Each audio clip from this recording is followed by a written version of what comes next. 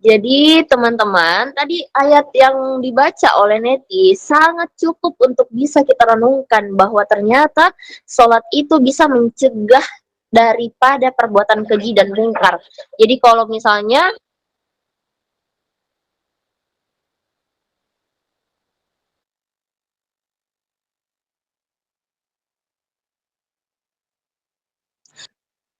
jadi jadi kalau misalnya teman-teman ngerasa, Kak saya sudah sholat nih, tapi kenapa ya saya masih melakukan dosa yang itu-itu, dosa yang saya sulit sekali untuk meninggalkan maksiat itu, bahkan saya melakukannya berulang-ulang. Berarti mohon maaf, ada yang salah dari sholatnya. Mungkin kita harus ngecek sholat kita dulu, dimulai dari cara kita berwudu. Karena salah satu syarat sah sholat adalah berwudu. Jadi, wow, silau sekali ya, ini ada lampu motor. Nah, jadi kita cek wudhu kita dulu. Kalau misalnya teman-teman, Kak, tapi saya tidak punya guru yang bisa ngecek apakah wudhu saya sudah benar, berarti teman-teman bisa belajar di YouTube, videonya, coba nonton tata cara berwudhu dengan baik dan benar, Ustadz Hadi Hidayat. Teman-teman ngecek lagi di situ, oh ternyata sepertinya ada yang salah nih dari wudhu saya. Oh ternyata di sini pada saat di bagian membasuh tangan, saya tidak sampai ke siku gitu. Nah, terus pada saat membasuh kepala atau telinga kayak gini, oh, nah di situ teman-teman coba cek wudhunya. Jadi sempurnakan dulu wudhunya. Jadi kalau misalnya teman-teman sudah ngerasa wudhu saya sudah sempurna, nah cek lagi tuh sholatnya, bacaan-bacaannya, apakah sudah benar, tata caranya sudah baik dan benarkah sholatnya. Nah, alangkah lebih bagusnya juga recommended nih teman-teman untuk bisa menghayati atau menghafalkan atau bisa memaknai lah setiap arti dari bacaan sholat. Jadi ketika teman-teman sholat itu mudah khusyuk gitu karena teman-teman berfokus untuk membaca artinya karena memahami artinya. Jadi apa arti dari bacaan ruku, iktidal, sujud, duduk di antara dua sujud, iftitah, al-fatihah, bahkan kalau teman-teman punya visi ya lebih bagus untuk bisa menghafal Al-Quran supaya ketika teman-teman membaca ayat-ayat Al-Quran ketika sholat itu pasti pikirannya nggak mudah tidak fokus gitu karena teman-teman fokusnya di memahami arti dari setiap bacaan sholat yang teman-teman lafazkan. Kurang lebih seperti itu. Karena Allah sendiri yang sudah janjikan, Allah sendiri yang sudah bilang dalam Al-Quran bahwa sholat itu bisa mencegah dari perbuatan keji dan mungkar. Jadi kalau teman-teman mau misalnya lebih terhindar ya, lebih terhindar dari perbuatan dosa, perbuatan keji, perbuatan mungkar, berarti dari memperbaiki sholat. Nah, karena ada juga kalimat yang mengatakan ya bahwa ketika engkau ingin memperbaiki hidupmu, maka mulailah dengan memperbaiki sholatmu. Jadi, Masya Allah, percaya sama janji Allah, ketika kita memperbaiki sholat kita, insya Allah dengan sholat itu bisa menghindarkan kita dari perbuatan dosa, baik itu yang keji dan mungkar, teman-teman. Walau alam bisawab. Jadi, teman-teman, kalau misalnya sekarang merasa sholatnya perlu diperbaiki, segerakan. Nah, jadi segerakan kalau misalnya teman-teman udah lupa nih apakah sholatnya udah benar atau tidak, pelajari. Nah, jadi pelajari juga di YouTube. Ada kok bagus sekali videonya Ustadz Hadi Hidayat tuh tata cara sholat yang baik dan benar dan memaknai bagaimana caranya kita bisa memahami makna dari setiap bacaan sholat yang kita baca. Kurang lebih seperti itu ya. Karena maka bila kita sholat ya, tapi tetap maksiat nih, berarti sholatnya itu belum berefek. Kalau sudah sholat namun menghinakan orang, berarti sholatnya juga belum berefek. Sehebat apapun sholat kita, sebanyak apapun tahajud kita, tapi kita masih meremehkan orang, suuzon kepada orang lain, bergibah, berarti mohon maaf, sholatnya belum berefek. Karena sholatnya berarti belum sesuai dengan arti atau ayat yang tadi. Sholat itu kan dapat mencegah dari perbuatan keji dan mungkar. Ya, saya tahu bahwa al-insanu mahal khoto'i wan nisyan. Itu sabdanya Rasulullah. Manusia adalah tempatnya salah dan lupa. Tapi, Masya Allah, Islam begitu sangat luar biasa mengatur ketika manusia berbuat dosa, berbuat salah, maka perbaiki sholatnya. Dengan sholat itu insya Allah akan membimbing kita menjadi pribadi yang lebih baik dari hari ke hari, kayak gitu ya teman, dari hari ke hari kurang lebih seperti itu. Jadi barometer ibadah itu harus kepada akhlak teman-teman. Kedua apa?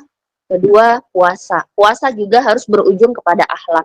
Ketika zakat ya, ketiga ini zakat. Jadi zakat itu harusnya juga ujung batinnya itu bersih, tengilnya hilang. Dan keempat apa? Haji. Haji juga harus berefek ke akhlak. Jadi seorang haji yang mabrur, pertama dia nikmat, dan kedua dia amanah insya Allah. Dia sudah diperlihatkan oleh Allah, tuh tamuku datang dari Indonesia ke Saudi Arab untuk menjadi tamunya Allah. Semoga pulang menjadi haji yang mabrur dan menjadi tauladan.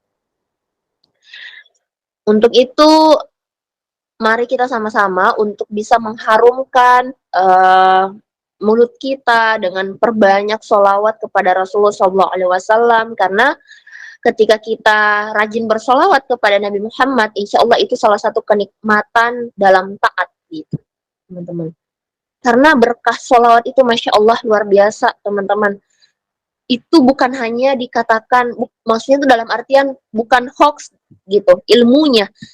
Kalau teman-teman betul-betul praktekkan dan meyakini bahwa berkah sholawat itu luar biasa, akan ada banyak keberkahan, kenikmatan, rezeki dalam hidup kita, insya Allah teman-teman itu pasti yang akan terjadi.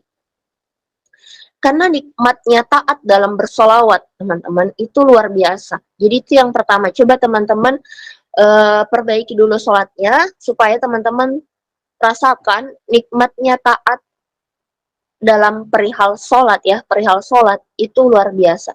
Terus yang kedua nikmatnya taat dalam sholawat. Itu juga luar biasa, teman-teman.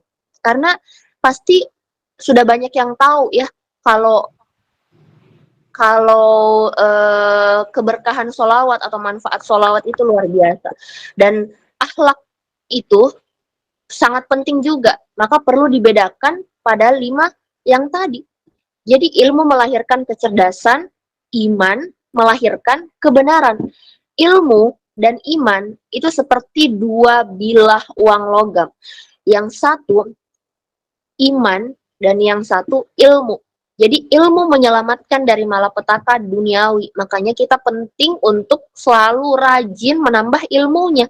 Dan saya sangat salut kepada teman-teman yang masuk komunitas kajian, yang belajar ilmu agama, yang Masya Allah selalu meluangkan waktunya untuk masuk di Google Meet, atau bahkan selalu stay di WhatsApp group kajian ya. Dibaca materinya, mendengarkan, duduk dengan yang baik, duduk seperti layaknya tolabul ilmi, layaknya tarbiyah, itu insya Allah dapat pahala teman-teman ya. Jadi ilmu itu bisa menyelamatkan kita dari malapetaka duniawi, karena ilmu itu adalah cahaya. Jadi kalau kita banyak ilmu, akan ada banyak cahaya dalam kehidupan kita. Dan cahaya itu kan berarti terang ya. Kalau dalam hidup kita itu banyak penerangan, kita tidak akan mudah untuk tersesat.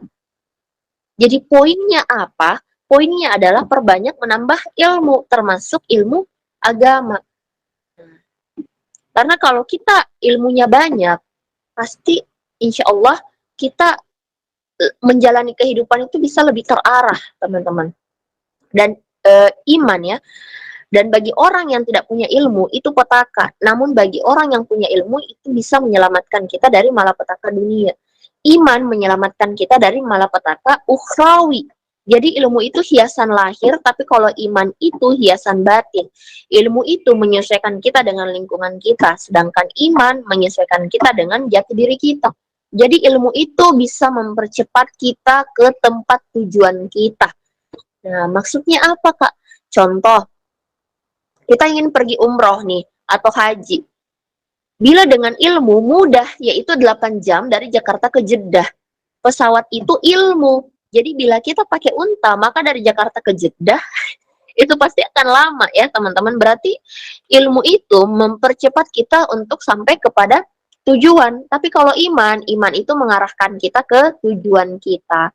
Maka dahsyat sekali iman itu teman-teman.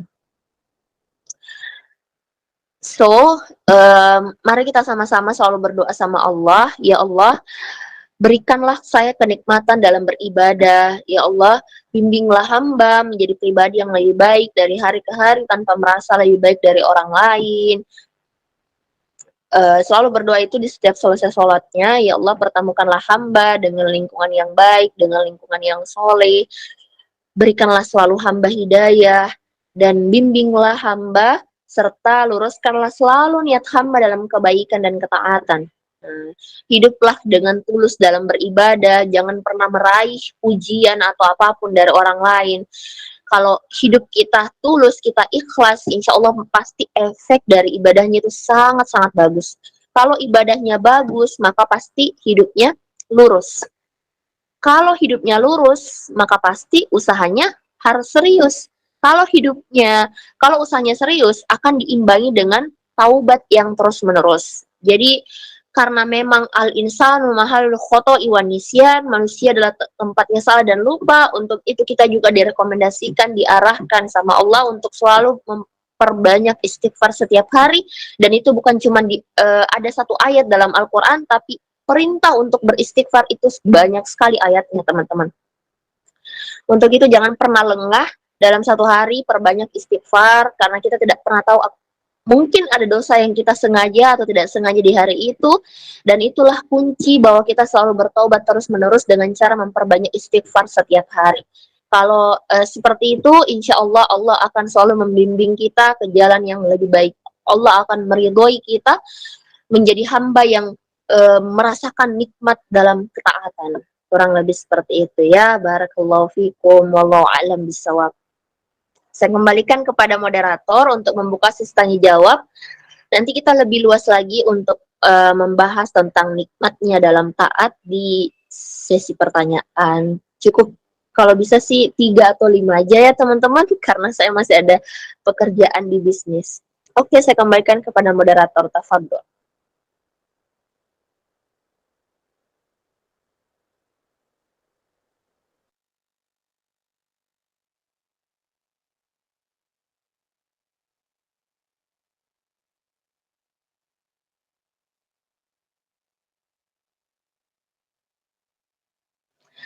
Kalau moderatornya belum buka sesi pertanyaan, saya keingat lagi nih. Jadi ini materinya kayak lompat-lompat ya, soalnya kalau ada yang saya ingat itu yang saya sampaikan. Ini ada yang saya ingat nih. Jadi salah satu kenikmatan ketika kita bisa taat bukan hanya ketika kita sholat dengan sempurna ya, tapi ketika kita juga bisa rajin bersolawat, kita insya Allah bisa merasakan kenikmatan dalam taat bersolawat, taat dalam sholat, terus berakhlak yang baik. Dan banyak sih sebenarnya kalau misalnya kita banyak sih nikmat-nikmat yang kalau misalnya kita taat gitu, taat dalam sholat tadi kan, taat tidak pacaran. Jadi harus taat tidak pacaran juga, itu salah satu nikmat yang luar biasa loh teman-teman. Nikmatnya kalau misalnya tidak pernah pacaran sampai halal gitu. Masya Allah. Kenapa Kak nikmat kalau kita bisa taat dalam kesendirian gitu, kita bisa tidak mendekati hubungan yang sudah Allah haramkan? Ya nikmat aja karena kita bisa fokus ke hal-hal yang positif. Kita tidak merusak hati kita tidak bermaksiat karena kita chattingan, tidak bermaksiat kalau misalnya kita teleponan, tidak bermaksiat kalau misalnya kita ketemuan. Jadi tidak merasakan siksa kan, tidak merasakan siksa kerinduan, tidak merasakan sakit hati, makanya jadinya nikmat gitu. Kalau misalnya kita tak menjaga diri kita, menjaga kesucian kita, sampai kita dipertemukan sama pasangan halal kita. Nah, itu salah satu kenikmatan ketika kita taat di bidang atau di poin tidak pernah pacaran gitu ya teman-teman, kurang lebih seperti itu. Ada yang mau bertanya, bisa bertanya di luar tema juga boleh, karena moderatornya mungkin lagi ada kegiatan, tidak ada suara. Mohon maaf, saya mau bertanya. Iya, bertanya. Izin ya, 2 kali. Sabar ya teman-teman, nanti ya jawabnya. Dan mohon maaf untuk moderator, bisa dengar suara saya? Aku saja tadi ada gangguan ya dari jaringan. Baik, barusan sudah selesai ya materinya. Ya, sudah selesai materinya, nanti lebih luas lagi dibahas di sesi tanya jawab. Iya, aku saja. Jadi sekarang ke sesi tanya jawab ya.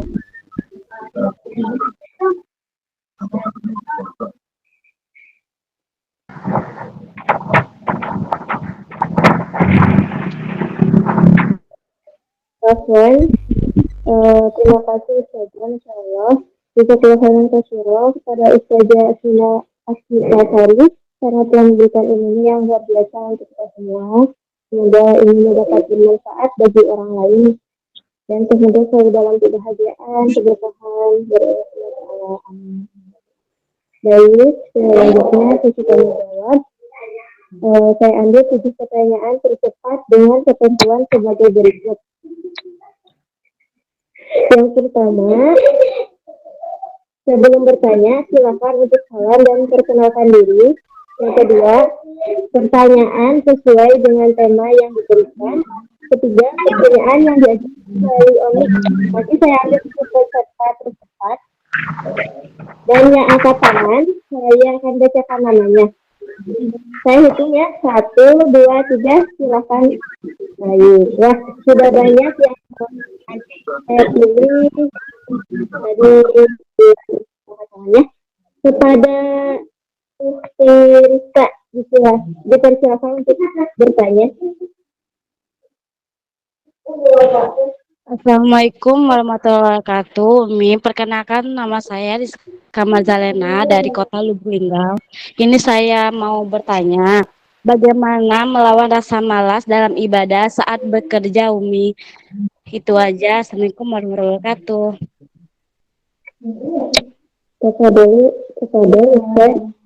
Kepada saja menjawab.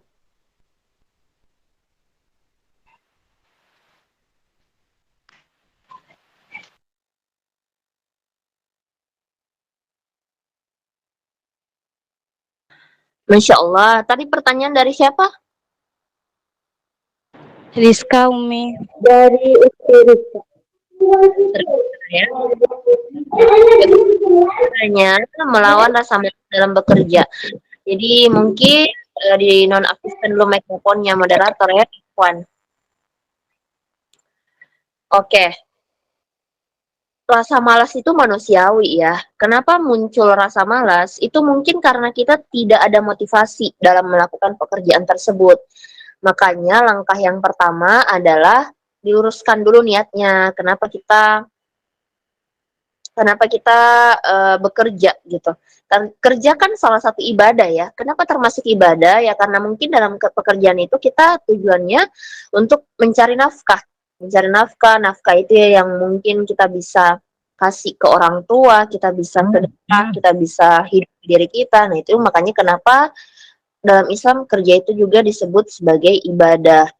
Jadi kalau misalnya kita mengerti tujuan kita, kenapa kita bekerja, dan apa motivasinya, kenapa kita melakukan pekerjaan itu dengan senang hati, kenapa kita harus tetap semangat dalam melakukan pekerjaan itu.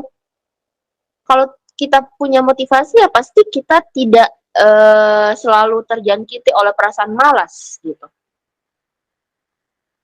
Saran saya ya, coba Rizka rajin baca al-maksurat ya, atau zikir pagi petang. Karena dalam zikir pagi petang itu ada doa ya, ada zikir yang artinya itu sangat-sangat bagus. Di mana di situ artinya salah satunya adalah kita memohon untuk terhindar dari sifat malas. Kurang lebih seperti itu. Coba Rizka download aplikasinya di Play Store ya, zikir pagi petang. Supaya apa? Rizka bisa membaca. Nah, bisa Rizka baca, zikir pagi, petangnya, insya Allah bisa terhindar dari sifat malas. Karena di zikir pagi itu ada bacaan yang Allahumma inni a'udzubika minal ajzi wal kasal wal jubni wal haram wal bukhli wa a'udzubika min adzabil qabri wa min fitnatil mahya wal mamat. Ya Allah, aku berlindung kepadamu dari kelemahan, dari rasa malas, rasa takut, kejelekan di waktu tua, dan sifat kikir. Aku berlindung kepadamu dari siksa kubur, serta bencana dan kematian. Makanya bagus sekali doa ini kita baca. Nah, oke Rizka, untuk bisa terhindar dari sifat malas. Dan kalau misalnya juga tips yang lain ya dalam bentuk duniawi, kalau bisa terhindar dari rasa malas, jangan menunda. Karena ketika kita menunda sesuatu hal itu jadinya menumpuk. Nah, menumpuk itulah yang membuat kita jadi malas. Terus yang kedua buat target juga. Karena dengan adanya target yang memicu kita untuk bisa segera melakukan pekerjaan kita karena ada target. Terus selalu relaksasi dalam artian tuh kalau malam coba tarik nafas supaya ndak lelah, ndak capek gitu. Karena biasanya salah satu faktor rasa malas itu muncul karena kecapean mungkin kayak gitu atau terlalu penat lah dengan urusan duniawi. Untuk itu perlu juga banyak-banyak sih membaca Al-Qur'an supaya ada hormon bahagia. Serius sih teman-teman, kalau kita rajin baca Al-Quran ya, itu entah kenapa pasti ada hormon bahagia setelah baca Al-Quran.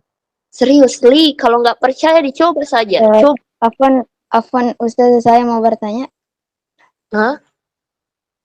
Ini kan belum selesai dijawab. Bukan Ustazah. Maksudnya Afwan ya, pembicaraan terlebih dahulu. kenapa moderator tadi bilang apa ya? Kecil sekali suaranya. Afwan, jangan memotong pembicaraan. Saya meminta izin.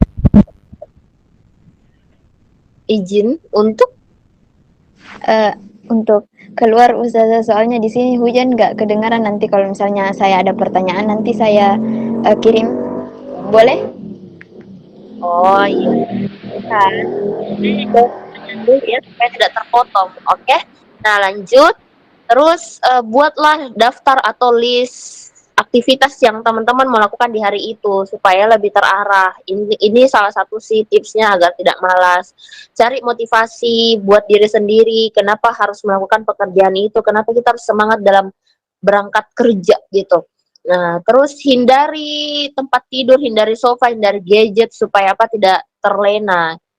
Kurang lebih seperti itu sih kalau dalam bentuk duniawi ya, aktivitas-aktivitas yang dihindari supaya tidak malas. Tapi kalau mau lebih bagus lagi, yang tadi bacaannya dibaca ya, download ya aplikasi zikir pagi petang. Serius li teman-teman, kalau rajin baca zikir pagi petang, insya Allah terhindar dari sifat malas yang berlebihan. Malas boleh, tapi malaslah pada waktu dan tempatnya. Kurang lebih seperti itu ya teman-teman. Wallahu a'lam bishawab. Oke Rizka, cukup atau ada yang mau disanggah? Udah cukup Umi. Terima kasih ya Umi. Nanti saya download. Ya, jangan lupa download ya zikir pagi Iya, terima petang. kasih Umi telah memberikan ilmu-ilmunya pada malam ini. Iya, sama-sama. Assalamualaikum. Waalaikumsalam. Kalau sudah di-download, jangan lupa dirutinkan ya baca zikirnya. Kalau Rizka baca zikir pagi itu tidak sampai setengah jam, itu cuma 10 sampai 15 menit. Jadi bayangin aja nih teman-teman kalau rutin zikir pagi, zikir petang itu cuma kurang lebih 25 menit. Nah, jadi di antara 24 jam waktunya yang dikasih sama Allah cuman kurang lebih 25 menit dirutinkan zikir pagi petang, itu yang akan membawa banyak keberkahan dalam hidup teman-teman, dalam hidup kita ya. Wallahu a'lam bishawab. Barakallahu fikum. Pertanyaan kedua moderator.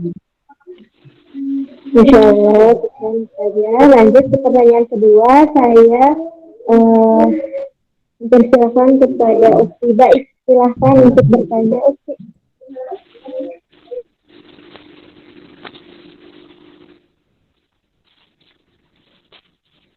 Silakan, saya beri kesempatan kepada Ukti Baik untuk bertanya.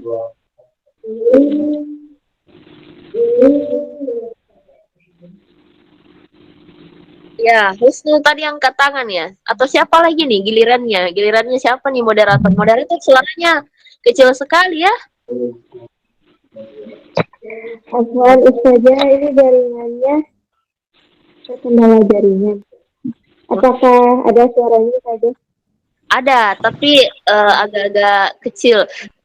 Kalau misalnya teman-teman ada yang sudah angkat tangan, coba langsung saja aktifkan mikrofonnya, baru langsung bertanya. Karena ini kan lumayan banyak yang angkat tangan ya. Jadi jangan sampai karena keburu waktu jadinya nggak terjawab deh. Jadi langsung saja bicara ya, oke? Saya Ya. Ustazah. Assalamualaikum warahmatullahi wabarakatuh. Assalamualaikum warahmatullahi wabarakatuh. Waduh. Yang lainnya mic-nya dimatikan ya. Yang lainnya tolong dimatikan dulu. Iya. Jadi ini moderator ini yang angkat tangan duluan siapa nih? Ada nggak urutannya? Coba urutannya. Ada, saya tadi lihat yang pertama itu adalah Usti Husnu, terus Usti Bahit dan Usti gitu ya. Kepada Usti Husnu silahkan. Ya, nama yang disebut moderatornya silahkan langsung aktifkan mikrofon. Gercep ya. Oke? Silahkan. Ya, Afwan ya semuanya yang barisan saya yang barisan saya panggil tolong untuk unmute, silakan untuk bertanya. Baik, lanjut aja ya Ustazah kepada saya berkesempatan karya yang lainnya ya. Ya. Oh, siapa Ya, memang? silahkan. Bintang ya, Silakan. baik. Assalamualaikum warahmatullahi wabarakatuh. Waalaikumsalam. Afwan Ustazah, saya ingin bertanya, bagaimana cara kita menyikapi kesibukan dunia ini? Sedangkan Alhamdulillah hati ini dan jiwa ini sangat ingin bertakwa dan ingin menikmati ketaatan kepada Gusti Allah. Maaf, di posisi saat ini saya dibilang adalah tulang punggung keluarga. Di sisi lain saya juga orang yang awam, orang yang ingin belajar dan ingin menggapai ridhonya Allah Subhanahu wa taala. Afwan Ustazah.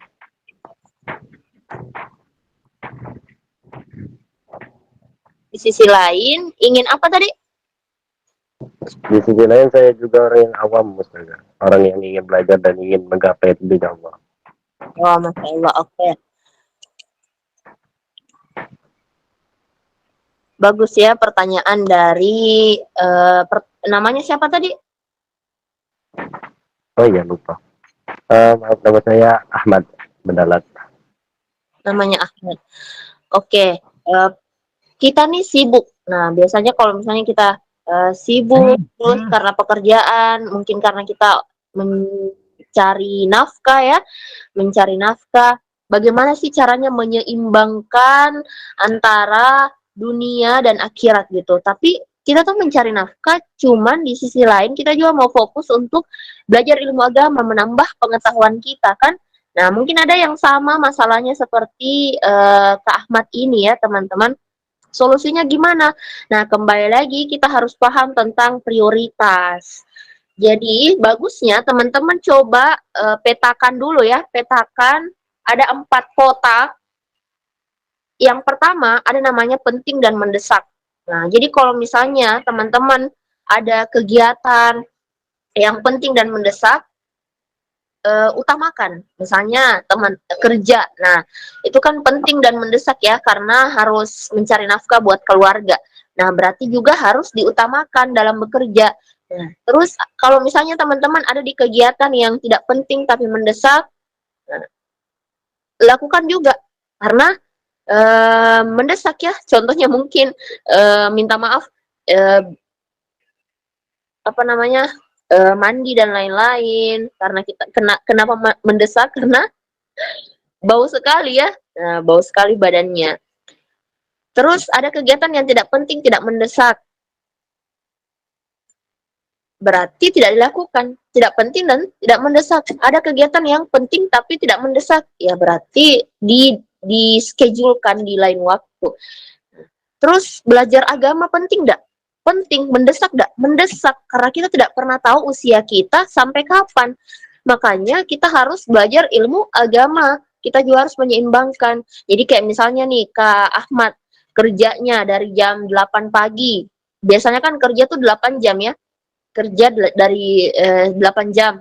Kerja ya kerja. Setelah pulang kerja, berarti mungkin nonton YouTube nonton kajian di YouTube. Banyak kok pelajaran-pelajaran atau ilmu yang bisa kita dapatkan di YouTube. Tapi hati-hati juga dalam belajar ya. Maksudnya apa? Belajar sama kayak bagaimana ya cara ngomongnya. Takutnya ada yang salah paham. Hati-hati juga memilih guru di sosial media untuk belajar ya.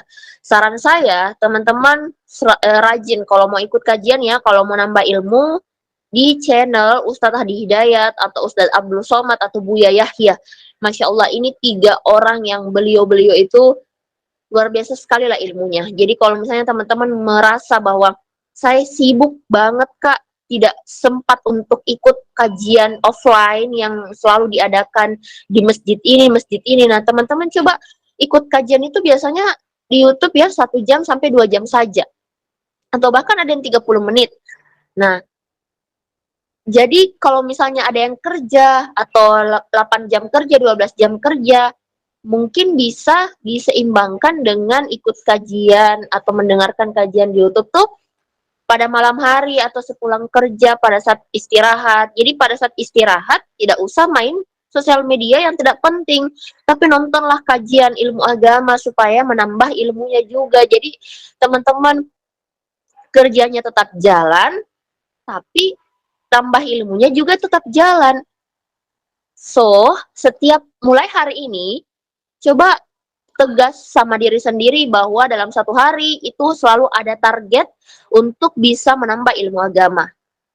Baik itu lewat komunitas kajian, ikut Google Meet pada malam hari ini, atau nonton kajian di YouTube Ustadz Hadi Hidayat, Ustadz Abdul Somad, atau Buya Yahya. Kurang lebih seperti itu. Teman-teman juga bisa inisiatif kalau misalnya terlalu sibuk tapi suka main sosmed, tidak jadi masalah, tapi diatur ya jadwal main sosmednya, karena kalau nggak diatur bisa kebablasan. Kalaupun teman-teman suka main sosmed ya, coba follow orang-orang yang bisa memberikan ilmu kepada teman-teman. Jadi hati-hati juga pergunakan sosial medianya dengan baik dan benar, karena itu akan dihisap. Jadi segala sesuatu yang kita lakukan akan dihisap. Makanya di sosial medianya itu followlah orang-orang yang bisa mendatangkan kebaikan dan ilmu kepada kita. Misalnya teman-teman follow Ustadz Hidayat, Buya Yahya, Ustadz Irfan Rizky Has, dan lain-lain yang bisa memberikan ilmu kepada teman-teman ya. Apalagi yang perempuan follow Ustazah Oki Satana Dewi,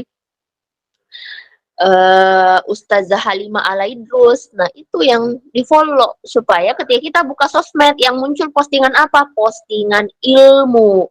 Kurang lebih seperti itu Kak Ahmad ya, untuk bisa menyeimbangkan. Jadi kalau misalnya Kak Ahmad merasa saya sibuk bekerja, tapi di sisi lain mau juga nambah ilmu agamanya. Nah, coba diatur waktunya kembali lagi, dan yakin saja selama dari 4 jam yang Allah kasih waktunya, insya Allah pasti ada waktu yang kita bisa luangkan untuk belajar ilmu agama. Jadi jangan tunggu waktu luang untuk belajar ilmu agama, tapi kita sebagai manusia yang harus inisiatif untuk meluangkan waktu belajar ilmu agama. Kurang lebih seperti itu. Wallahu a'lam bishawab. Barakallahu fikum. Oke, pertanyaan berikutnya moderator.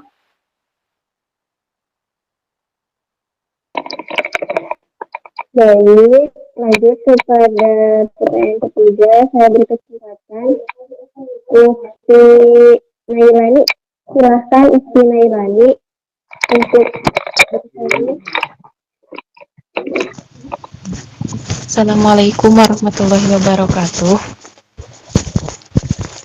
Waalaikumsalam warahmatullahi wabarakatuh. Perkenalkan, nama saya Nailani. Afwan Ustazah, saya mau bertanya tentang sholat. Kan dalam sholat itu kita itu ya harus susu. Tapi kadang hati sama pikiran kita tidak khusyuk. Bagaimana cara kita untuk khusyuk? Kadang pikiran kita kemana, hati kita kemana, jadi biar bisa bersama gitu. Terima kasih Ustazah. Assalamualaikum warahmatullahi wabarakatuh. Waalaikumsalam warahmatullahi wabarakatuh. Bagus ya pertanyaan dari Nailani. Jadi sebenarnya dari tadi sudah di-spill sih cara khusyuk dalam sholat. Nailani dengar nggak materinya? Dengar Ustazah, tapi gimana ya?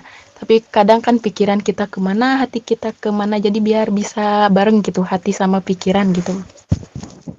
Kalau Nailani tadi dengar waktu apa poinnya untuk bisa khusyuk dalam sholat? Poin yang Nailani dengar apa aja? Dalam cara dari berwudu, Ya, betul. Terus? dalam bacaan, apa Ustazah? Oke, kalau lupa kita direview lagi ya. Oke, kita ulang lagi. Jadi, teman-teman, kalau misalnya kita mau sama-sama bisa khusyuk dalam sholat, karena tadi kata Nela ini biasanya tuh pikiran kita sama hati nggak ikut, nggak sesuai, nggak klop, nggak pasangan gitu. Kita bacanya ini, tapi pikiran kita kemana-mana. Kita bacanya doa ruku, tapi pikiran kita waktu makan es krim, gitu. Salah satu tipsnya, atau ini ada beberapa tipsnya ya, kita pada saat azan, coba deh teman-teman tuh sekarang, kita sama-sama pada saat sudah mendengar kata azan, tinggalkan semua urusan duniawi. Nah, jadi kita fokus ke Allah. Allah udah manggil kita nih. Jadi pada saat azan berarti Allah udah manggil kita. Kita harus bersiap-siap, mempersiapkan sholat terbaik, ibadah terbaik untuk menghadap kepadanya.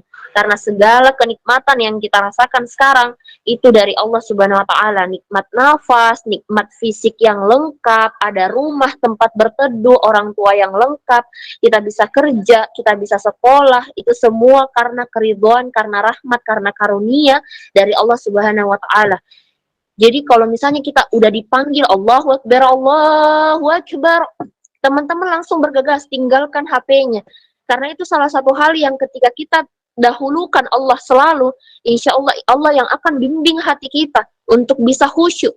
Karena Allah kayak bahagia begitu. Allah bahagia, wah ini hambaku nih yang taat. Yang langsung ketika saya panggil, dia langsung siap-siap. Bahkan sebelum azan, sebelum saya panggil, ini hambaku sudah bersiap-siap untuk berwudu. Jadi Allah kayak bahagia gitu. Nah, Allah insya Allah Allah mengeringkan perasaan khusyuk kepada kita. Karena Allah sendiri pasti ingin sekali dan Allah sangat nge-like hambanya yang bisa taat gitu. Ingin sekali maksudnya dalam artian tuh ingin sekali melihat kita bisa khusyuk dalam sholat kita gitu. Allah bahagia ketika ngelihat kita sebagai hambanya tuh bisa taat. Meskipun Allah nggak butuh sholat kita. Kitanya yang butuh Allah. Tapi Allah sangat bahagia ketika ada hambanya yang ada panggilannya, itu langsung bergegas. Bahkan sebelum ada panggilannya, ia sudah siap-siap untuk melaksanakan sholat. Nah, jadi salah satu tips agar kita bisa khusyuk dalam sholat adalah melatih dirinya untuk mendahulukan Allah selalu. Pas azan, langsung berwudu, atau bahkan kalau bisa ya, sebelum azan sudah tahu waktunya sholat sekian, bunyi masjid ya, masjidnya lagi ngaji-ngaji, berwudu. Jadi pas azan kita jawab azan gitu. Pas azan kita jawab azan, setelah azan kita baca doa selepas azan. Karena kan salah satu doa yang mustajab ya adalah antara azan dan iqamah. Makanya kenapa bagusnya teman-temannya, jadi ketika azan tuh kita jawab azan, terus sampai selesai azan kita berdoa. Doa setelah azan dibaca dan ucapkanlah keinginan teman-teman, apa hajatnya. Insya Allah doa selepas azan itu salah satu waktu yang sangat mustajab untuk berdoa. Nah, selain kita bersiap-siap dengan baik sebelum sholat, kita bagusnya yang tadi di materi sudah sampaikan menghafal bacaan-bacaan dalam sholat. Jadi menghafal bacaan-bacaan dalam sholat itu dapat membantu seseorang untuk lebih fokus dan khusyuk dalam sholatnya. Karena ia tidak perlu memikirkan atau mencari bacaan-bacaan yang harus diucapkan gitu. Memikirkan sesuatu tidak perlu karena fokusnya adalah menerjemahkan bacaan yang ia baca. Itu yang kedua. Jadi kita menghafal. Terus memahami makna bacaan-bacaan dalam sholat. Memahami makna bacaan-bacaan dalam sholat itu dapat membantu seseorang juga untuk lebih menghayati dan merasakan makna dari apa yang diucapkan. Sehingga kita insya Allah bisa lebih khusyuk. Terus memperbanyak doa juga, memperbanyak doa dan zikir selama sholat gitu. Nah, memperbanyak doa dan zikir selama sholat itu insya Allah dapat membantu kita untuk lebih khusyuk dan terhubung kepada Allah. Nah, coba juga teman-teman perbanyak sholat sunnah.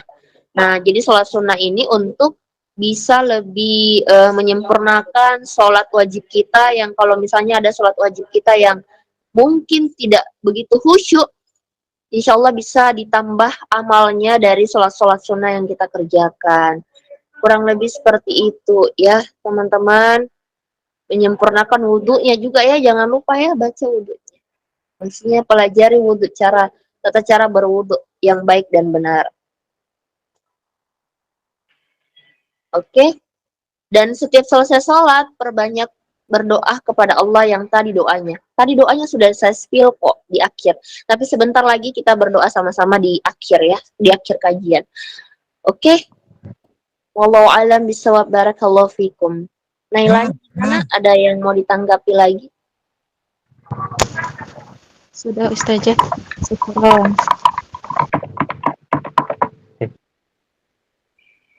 Oh iya, tanya juga mau khusyuk ya.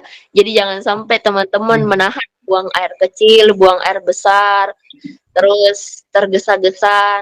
Nah, itu juga salah satu penghambat kenapa tidak khusyuk. Jadi kalau misalnya mau BAB atau BAK, itu ke toilet dulu deh baru sholat, supaya tidak merusak kekhusyuannya.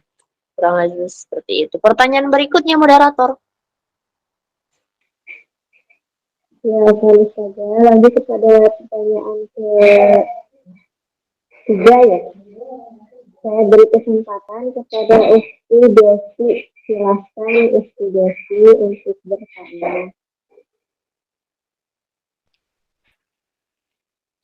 Assalamualaikum warahmatullahi taala wabarakatuh. Waalaikumsalam. Waalaikumsalam warahmatullahi wabarakatuh. Saya izin bertanya, Ustaz. Bagaimana cara mengistiqomahkan duha kita? Kadang rasa malas selalu menguasai kita. Jadi ketika kita ingin sholat duha, bagaimana agar selalu teringat kalau ditinggalkan gitu? Mungkin dari saya dicukupkan sekian. Wabillahi taufiq wal hidayah. Wassalamualaikum warahmatullahi wabarakatuh.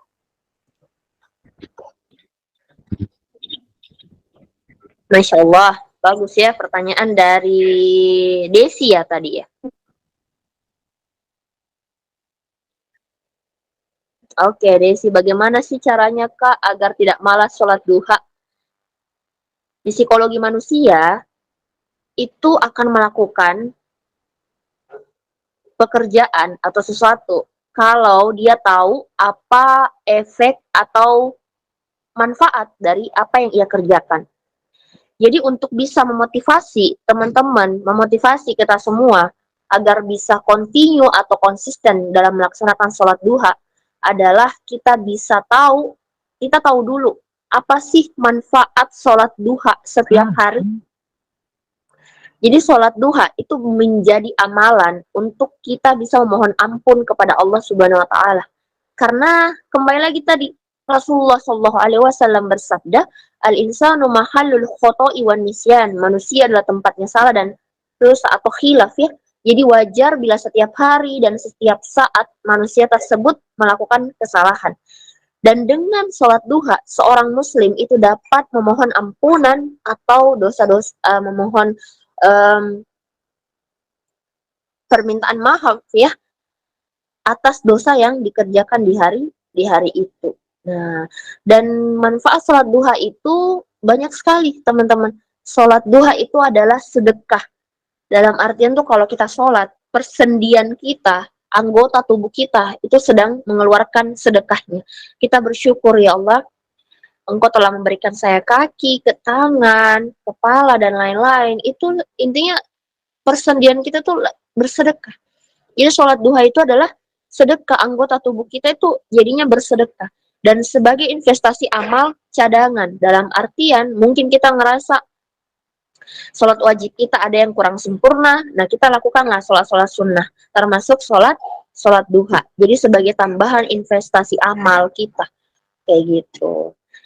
Keuntungan yang sangat besar juga dan berkahnya sholat duha juga adalah kita cukup kebutuhan hidupnya, cukup kebutuhan hidupnya, terus diampuni dosa-dosa kita walaupun sebanyak buih di lautan, kita bisa dibangunkan istana di surga.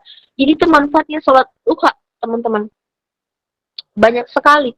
Nah, jadi kalau misalnya teman-teman bisa pasang di kamarnya manfaat sholat duha dan selalu dilihat, itu insya Allah bisa menambah motivasi kita untuk bisa rajin melakukan atau melaksanakan sholat duha supaya tidak malas. Jadi tempel di kamarnya manfaat sholat duha.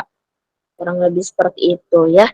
Cari motivasinya. Karena manusia itu kalau ada motivasinya pasti rajin melakukan sesuatu. Kurang lebih seperti itu ya. Wallahu a'lam bishawab, barakallahu fikum.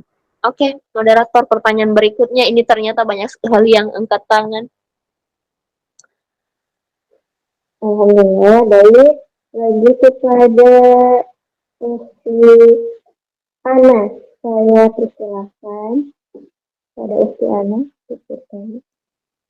Assalamualaikum warahmatullahi wabarakatuh.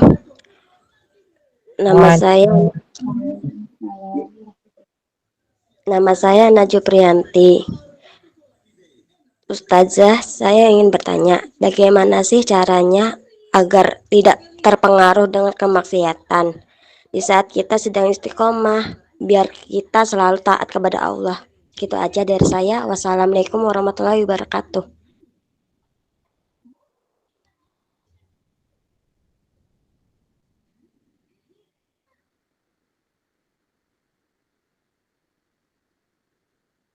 Waalaikumsalam warahmatullahi wabarakatuh. Masya Allah, bagus sekali ya pertanyaan dari Ana. Bagaimana sih caranya agar kita bisa menghindari diri kita dari maksiat karena kita lagi mau menargetkan untuk istiqomah gitu ya. Itu yang saya tangkap. Jadi cara menghindari maksiat menurut ajaran Islam ya, kita harus menghadirkan kesadaran akan kehadiran Allah dalam setiap tindakan dan pemikiran.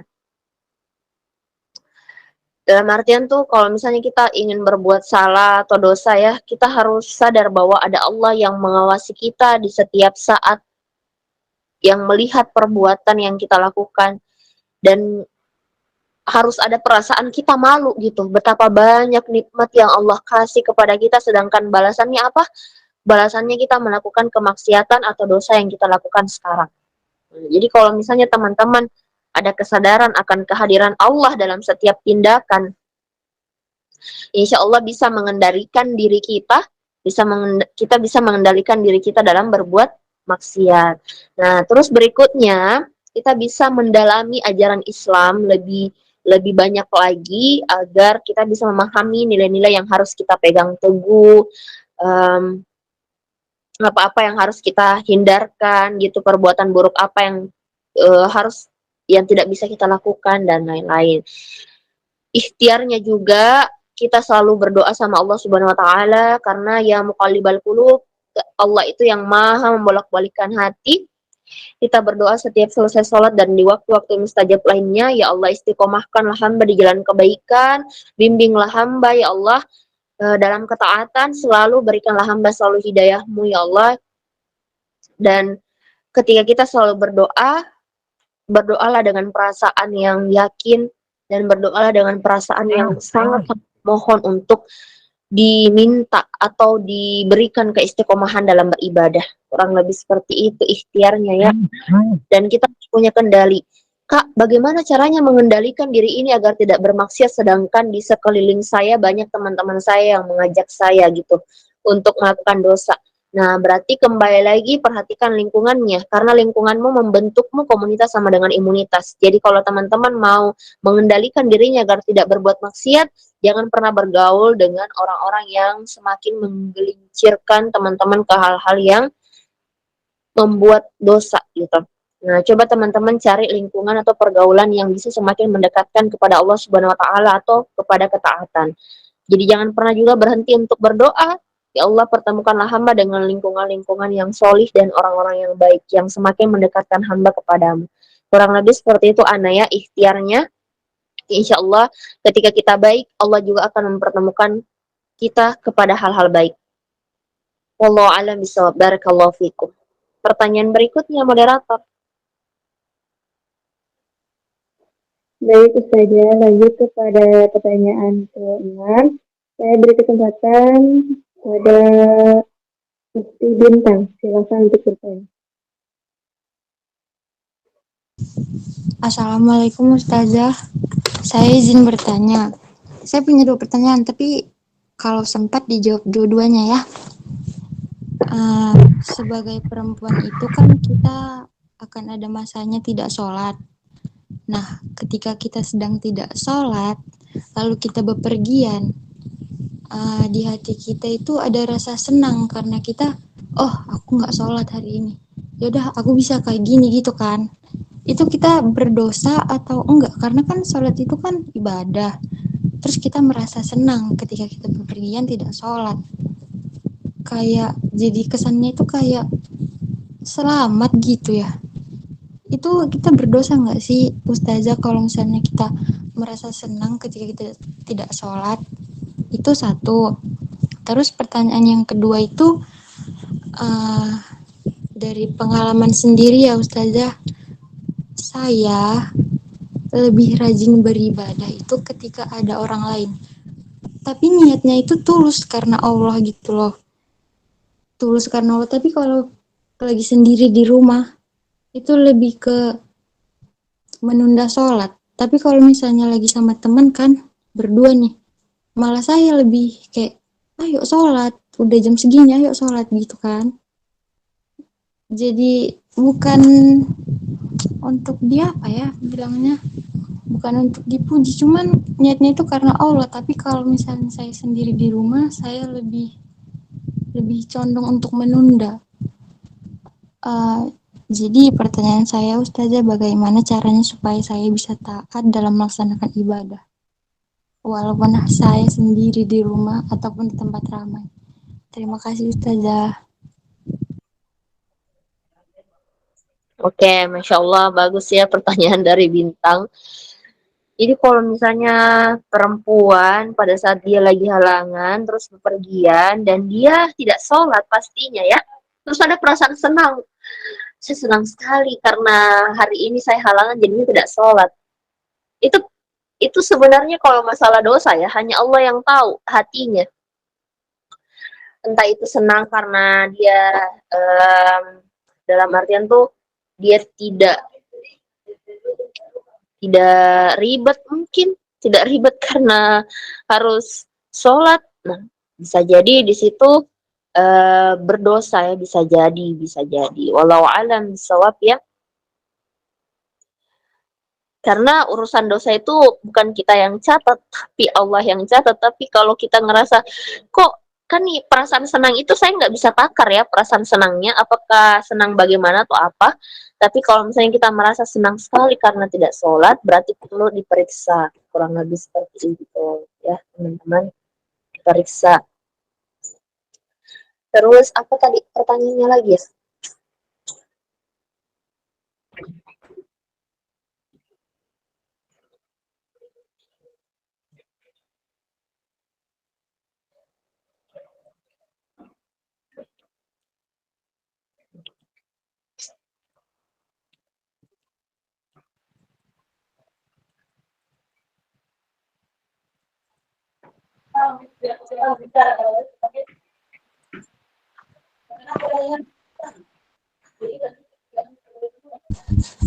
Pertanyaan keduanya itu Ustazah gini, saya lebih bisa taat beribadah ketika ada orang lain. Tapi itu niatnya karena Allah, cuman kalau saya sendiri itu lebih ke menunda. Itu mungkin Ustazah. Oke, mohon maaf ya Bintang.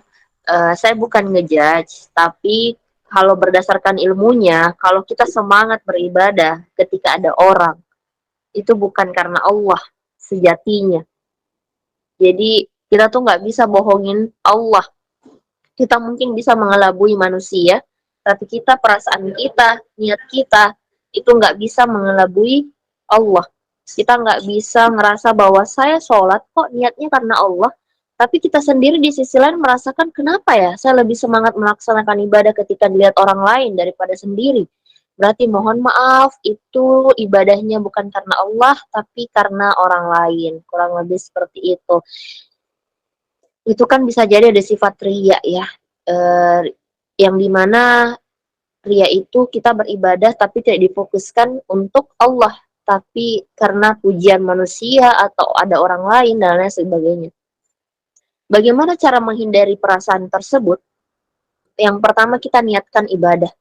Kita kembali lagi mengingat bahwa Allah itu menciptakan jin dan manusia hanya untuk beribadah kepadaku. Wa ma khalaqul jinnah wal insa illa liya'budun, dan tidaklah aku menciptakan jin dan manusia hanya untuk beribadah kepadaku, melainkan untuk beribadah kepadaku.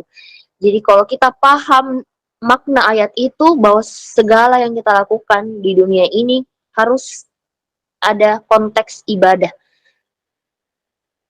Jadi kalau misalnya kita mau melakukan sesuatu, ya harus karena Allah. Karena kita ini dihidupkan hanya untuk beribadah. Niatkan ibadahnya karena Allah. Itu yang pertama, cara menghindari riya. Dan yang kedua, mengendalikan hati. Kak, tapi sulit banget untuk bisa mengendalikan hati. Selalu ada perasaan kayak ingin dipuji gitu. Nah, kembali lagi, perbanyak istighfar. Perbanyak istighfar, teman-teman. Dalam satu hari, ayo kita sama-sama perbanyak istighfar, sampai ribuan istighfar, bahkan perbanyak istighfar. Dan tadi ilmunya, kita harus memperbaiki sholat kita agar kita terhindar dari perbuatan keji dan mungkar. Karena sholat itu insya Allah akan membawa banyak kebaikan dan membimbing diri kita menjadi pribadi yang lebih baik kalau sholatnya benar. Jadi perbaiki sholatnya. Perbanyak istighfar. Insya Allah itu bisa mengendalikan hati yang dari tadinya sombong, dari yang tadinya ria, ujub, dan lain-lain. Itu bisa perlahan-lahan Allah bimbing mempunyai hati yang lebih baik, kayak gitu ya. Selalu mengingat Allah yang ketiga.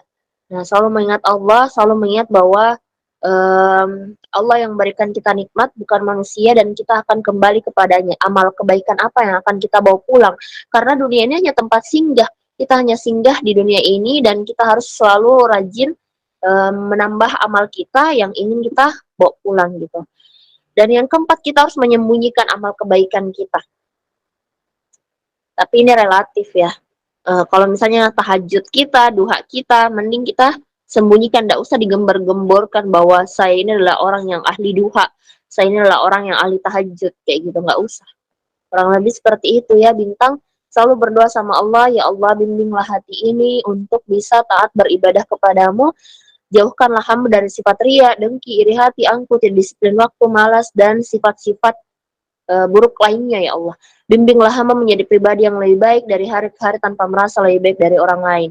Kurang lebih seperti itu. Istiqomahkanlah hamba di jalan kebaikan dan ketaatan. Nanti sebentar kita sama-sama berdoa kok di akhir. Oke ya teman-teman. Bintang. Terima kasih Ustazah. Ya sama-sama, kembali kasih. Pertanyaan berikutnya. Sesuai saja, lanjut kepada pertanyaan terakhir. Saya beri kesempatan kepada Ibu Muhammad, silahkan untuk bertanya.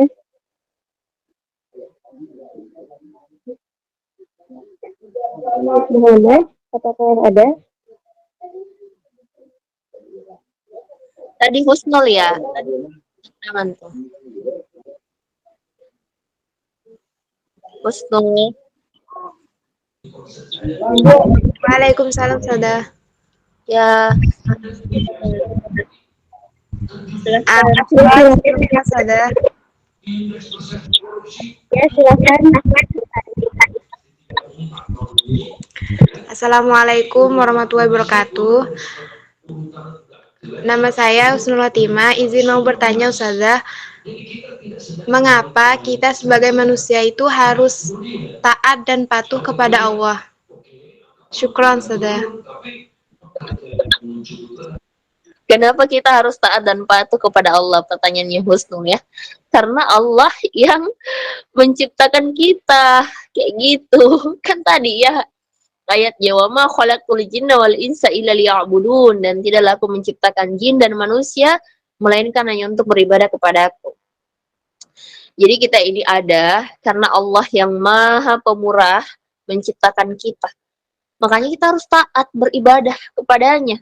Karena Allah yang memberikan kita nikmat nafas, nikmat bisa sekolah, nikmat bisa makan, tempat tinggal, orang tua yang lengkap, bisa kerja, dan lain-lain. Kita keluar rumah dijaga sama Allah. Dan sampai detik ini, teman-teman masuk komunitas kajian, teman-teman ikut dalam Google Meet ini, mendengarkan sampai detik ini, itu karena Allah sayang sama kita. Allah ingin kita berkumpul dengan orang-orang yang solih, dengan orang-orang yang semangat juga untuk mendapatkan ilmu agama. Itu kasih sayang Allah loh sama kita. Jadi apalagi alasan kita untuk tidak taat kepadanya. Sedangkan sampai detik ini pun, Allah masih memberikan kita nikmat untuk kita belajar dan berkumpul di kajian ilmu. Dan ingat, Allah sangat dan Allah dan Rasulnya sangat menyukai orang-orang yang berkumpul dalam majelis ilmu, membahas ilmu, terlebih perihal ilmu agama. Itu pahalanya Masya Allah luar biasa loh kalau kita berkumpul dalam tarbiyah. Kalau kita berkumpul dalam kajian agama, meskipun hanya via online, insya Allah ketika kita semua niatnya lurus, Allah akan ganjar pahalanya. Kurang lebih seperti itu Husnul ya. Jadi tidak ada alasan untuk kita tidak taat. Dan sebenarnya pertanyaannya itu agak-agak ambigu ya, cuman tidak apa-apa. Mungkin Husnul masih unyu-unyu jadi bertanya seperti itu. Oke Husnul, kenapa harus taat? Karena Allah yang menciptakan kita dan memang kita diarahkan atau diperintahkan untuk beribadah. Kurang lebih seperti itu. Wallahu a'lam bishawab, barakallahu fikum. Pertanyaan berikutnya. Alhamdulillah, apa saja pertanyaan sudah disebutkan di 7 pertanyaannya. Jadi sekarang sesi penutupan. Ya. Afan boleh bertanya? Iya, silahkan terakhir ya, terakhir. Syukran. Nama Ana Naila dari Jateng. Jadi gini, Ana di lingkungan yang kurang mendukung gitu, kayak teman-teman Ana itu kayak ada yang pacaran, terus ada yang membuka aurat. Apakah Ana yang kurang baik atau gimana gitu? Jadi di lingkungan dengan orang yang tidak mendukung. Terima kasih. Pertanyaannya dari atas nama siapa tadi? Naila. Naila. Masya Allah, ketika Naila punya niat untuk berubah menjadi lebih baik atau untuk hijrah di jalannya Allah, pertama Naila harus bersyukur karena tidak semua orang itu diberikan hidayah untuk merubah dirinya ke jalan yang lebih baik. Selain bersyukur apa? Naila perbaiki ibadahnya, perbaiki sholatnya, perbanyak baca Al-Quran, rajin berzikir, rajin bersolawat, dan perbanyak berdoa sama Allah Subhanahu Wa Taala. Ya Allah, berikanlah hamba selalu hidayahmu, bimbinglah hamba di jalan kebaikan, luruskanlah selalu niat hamba dalam melakukan ketaatan, pertemukanlah hamba dengan lingkungan-lingkungan yang baik, orang-orang yang solih ya Allah.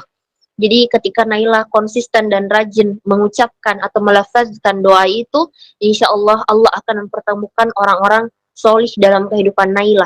Dan Naila, salah satu kebaikan Allah yang Allah sudah tunjukkan kepada Naila, yaitu Naila dipertemukan oleh komunitas ilmu, yaitu sahabat fisabilillah, dan Naila bisa bergabung dalam komunitas kajian tersebut dan ikut kajian pada Google Meet ini.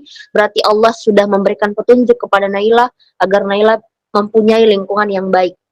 Walaupun mungkin di dunia nyata Naila masih dipertemukan oleh sahabat atau teman-teman yang belum menerima hidayah dari Allah, itu menjadi salah satu ujian dari Allah untuk Naila, diuji apakah Naila ingin mengikuti temannya atau bahkan sebaliknya, Naila memilih lebih taat, memilih menjalankan perintah Allah, berarti selamat Naila lolos dalam ujian yang Allah berikan. Jadi kita harus perbanyak berprasangka baik kepada Allah, perbanyak positive thinking, bahwa apapun yang Allah berikan kepada kita, berikan dalam kehidupan kita, itu bukti baiknya Allah kepada kita. Jadi ujian itu, cobaan itu salah satu bentuk kebaikan yang Allah berikan kepada kita untuk melatih mental kita, melatih iman kita, agar bisa menjadi lebih baik. Kurang lebih seperti itu ya, Naila. Oke, Naila, semangat. Berdoa ya, ikhtiar. Nah, Ustazah, terima kasih. Sama-sama, nanti saya kirimkan juga doanya. Kalau misalnya teman-teman masih ada yang mau bertanya tapi tidak terjawab, bisa WA ya, kita bisa WA di 0811. Sayangnya tidak bisa lewat chat ya, saya tidak bisa tulis WA saya di kolom chat, atau bisa di Instagram ya. Nah, ada kok di Instagram komunitas, kan ada di tag ya Instagram saya. Jadi teman-teman yang belum jawab pertanyaannya bisa DM di situ, karena ini kan kita juga terbatas waktu di Makassar sendiri. Sudah hampir jam 11 teman-teman, dan saya belum makan malam. Jadi mohon maaf kalau misalnya ada yang belum terjawab pertanyaannya. Nanti bisa minta WA saya, buat yang akhwat bisa minta WA saya di admin komunitasnya atau bisa DM di Instagram. Oke? Silahkan kembali ke moderator. Masya Allah, Alhamdulillah. Alhamdulillah, pertanyaan sudah terjawab semuanya. Tidak terasa waktu telah menunjukkan pukul 10:10. Berarti singkat sudah kebersamaan kita dalam kajian ini. Semoga apa yang disampaikan Ustazah Asmita Sari menjadikan ladang pahala untuk beliau, khususnya dan umumnya untuk kita semua. Untuk hari ini, marilah kita akhiri kajian ini dengan doa yang akan dipimpin langsung oleh Ustazah Asmita Sari. Tafadhol Ustazah. Oke, Masya Allah. Oke, teman-teman, tolong dinonaktifkan dulu mikrofonnya semua. Kita berdoa bareng-bareng ya. Tengadahkan tangannya semua, kita berdoa sama-sama. Astagfirullah, astagfirullah, astagfirullah. Allahumma sholli wa sallim alaihi. Ya Allah, ya Ghafar, ya Rahman, ya Rahim. Ampunilah segala dosa-dosa kami, Allah. Ampunilah segala dosa-dosa kami, ya Allah. Ampuni segala dosa-dosa kedua orang tua kami, ya Allah. Bimbinglah kami menjadi pribadi yang lebih baik dari hari ke hari, tanpa merasa lebih baik dari orang lain, ya Allah. Ya Allah, luruskanlah selalu niat kami dalam melakukan kebaikan dan ketaatan, ya Allah. Berikanlah kami selalu hidayah-Mu, ya Allah. Jauhkanlah kami dari sifat riya, dengki, iri hati, angkuh, tidak disiplin waktu, malas, ujub, bangga diri, dan sifat-sifat tercela lainnya, ya Allah. Ya Allah, pertemukanlah kami dengan orang-orang yang baik, ya Allah. Dengan orang-orang yang solih, ya Allah. Pertemukanlah kami dengan lingkungan-lingkungan yang baik, ya Allah. Ya Allah, sungguh kami sangat membutuhkan pertolongan-Mu, ya Allah. Bimbinglah kami menjadi hamba yang selalu bersyukur atas segala nikmat yang telah Engkau berikan, ya Allah. Ya Allah, semoga kegiatan kami pada malam hari ini Engkau ganjar pahala, ya Allah. Luruskanlah selalu niat kami dalam mengikuti kajian ilmu, ya Allah.